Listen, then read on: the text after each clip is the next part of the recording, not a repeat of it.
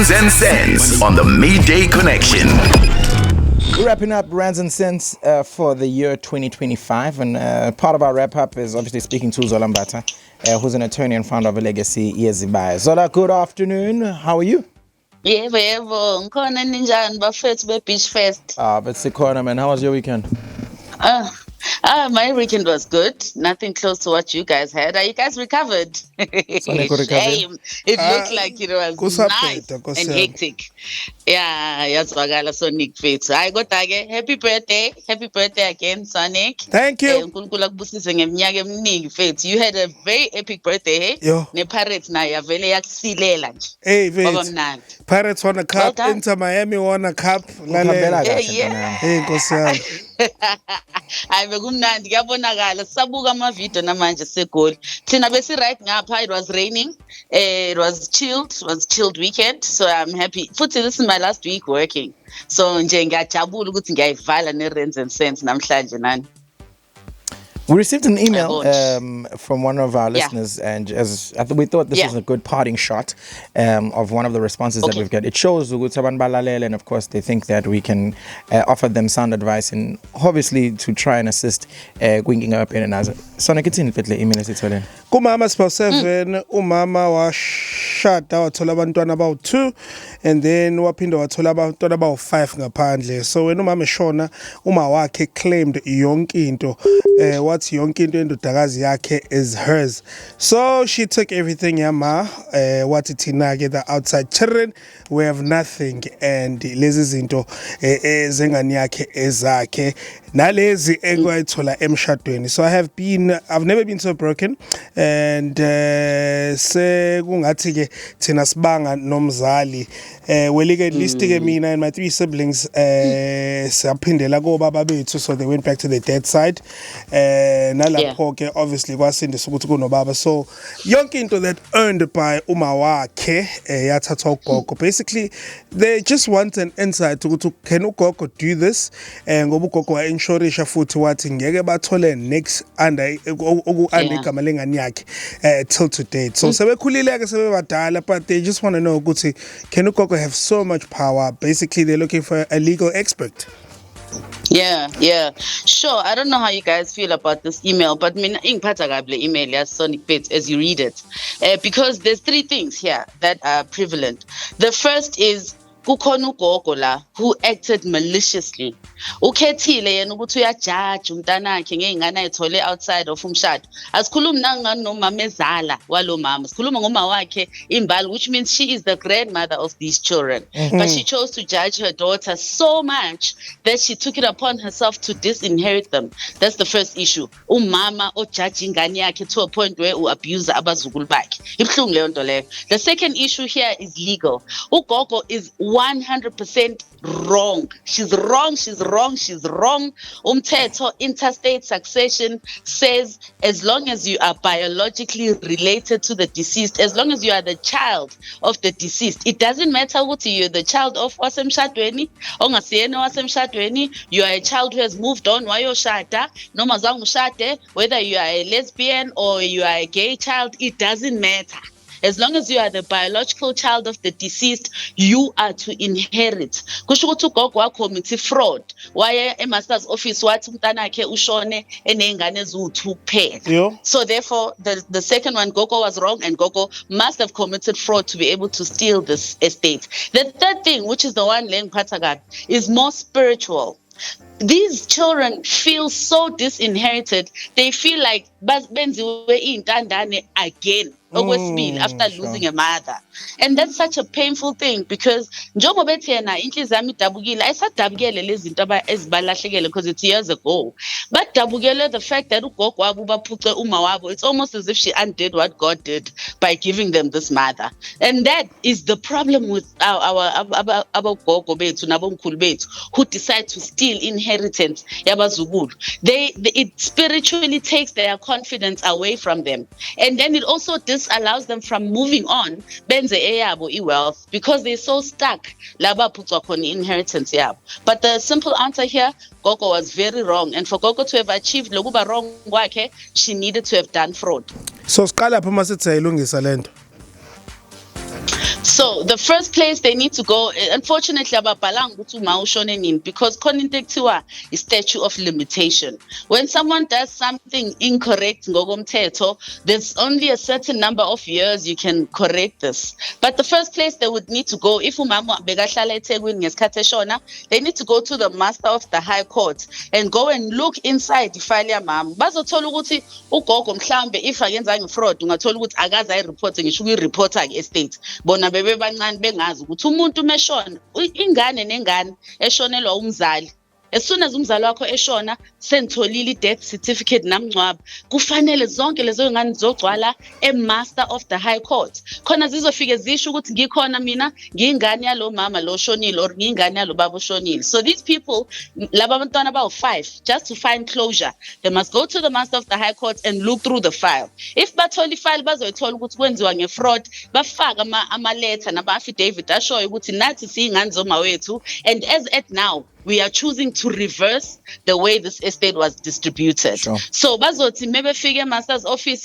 but oh, we didn't know. Okay, now we know. Now amaphepha sawanika ugogo wenu ukuthi transfer ownership.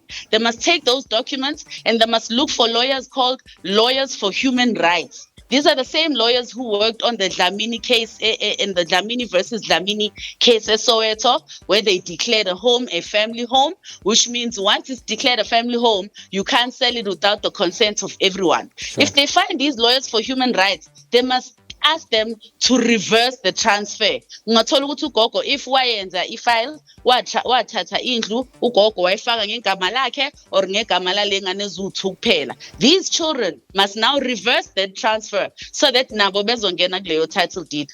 They must correct history now. A lot to think about. Sure. But I'm sure namlalelo ka-CFM the khona umbuzo nawo ufuna ukubuza uZola njengoba sinaye, and we're doing things differently namhlanje njengoba siyivala. It's the last edition for the year here Rents and Cents. So if you've got any questions, anything pertaining to le conversation ake sibe nawo, do hit us up njengamanje, thumela voice note yakho via WhatsApp ku 0638399996. Straight after these, so connect now and find out exactly ukuthi uthini umbuzo wakho for uZola. Rents and Cents on the Midday Connection. Yes, ngifuna ukubuza la mina mfethu, we got a family house. So uma ubeshadile noba ubaba useshonile, but babengashadile in community property. So usethathile indlu ba uma wayereversa wayifaka koyedwa usiswethu wahamba uthatha ilawyer wayifaka umuntu oyedwa indlu.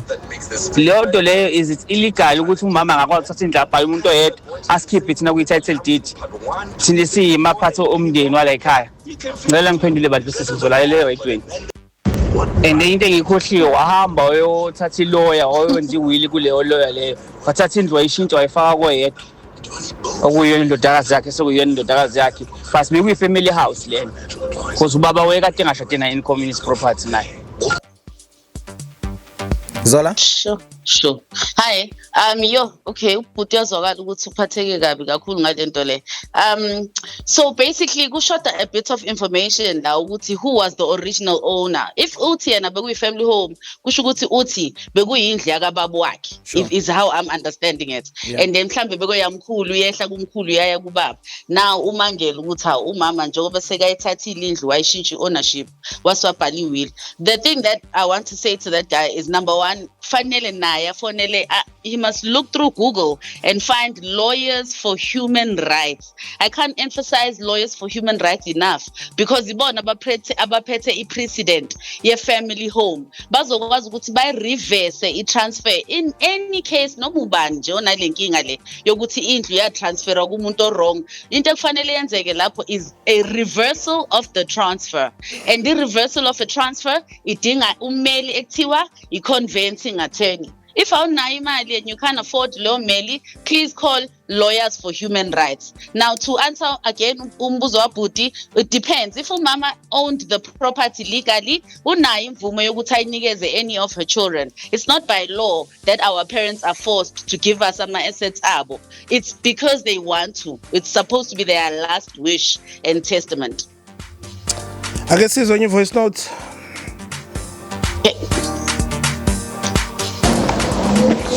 Sonic nokhaya Sithembe niyaphila lapho bamnyamboza. Zola zu 7 mayiphelele nkosazana. Sithemba right nawe. Merry Christmas. Ngithi angibuze la with regards to i-prenup, because i-prenup was meant to settle yonke lento le confusion mase divorcewa and so is i-prenup still binding if kwenzeka ngishona or kwenzeka sidivorce nomuntu and umuntu decide ukuthi useya contest ufuna ukulo, because vele kufunakala umnotho wethu njengabantu besilisa ekugcineni, but now does i-prenup override indaba yokuthi umuntu ukwazi ukucontesta based on ama-bank statement? Ngiyabonga. Yo ngihlekiswa ukuthi vele kufunakala umnotho wethu abantu besilisa bengazi yazi Uqinisile. Aw sorry bafethu, sorry akhaniki khona sovunda ukuphendula umbuzo wabhudi. In South Africa it is not called a prenup or a prenup. It's called an anti-nuptial agreement. ANC in short. Anti-nuptial agreement can put you out of community. Yeah, ANC. It can put you out of communal property completely, which means whatever you own before Ushada and after Ushada is yours, and whatever was mine remains mine. Or you can be out of communal property with the accrual. The accrual iti, whatever you owned before Shata is yours, whatever I owned before Shata is mine, but whatever we accrue together in Shata and wait, we must split in half. So uputi lo obuzange prenup. Firstly, we have established that it's an anti-nuptial contract. It will depend, is he married completely out of communal property or is it with the accrual? You must check that, because when divorce is dependent on which type of contract it is. Now, if it's completely out of communal property, it doesn't matter what the bank statements say. It doesn't matter how much who has. Either through divorce or through death, umuntu nomuntu ugcina okwakhe. Akukho ukujumpa i-prenup or anti-nuptial contract, except for one example, the Black Coffee case. The Black Coffee case, bebeyisayinile anti-nuptial agreement, anti-nuptial contract. The only thing is that by signing emva kwelobola, so the courts disregarded it. So you must do the anti-nuptial contract before ubhala ngisho ukuyibhala nencwadi yelobola. That's all I've got to say.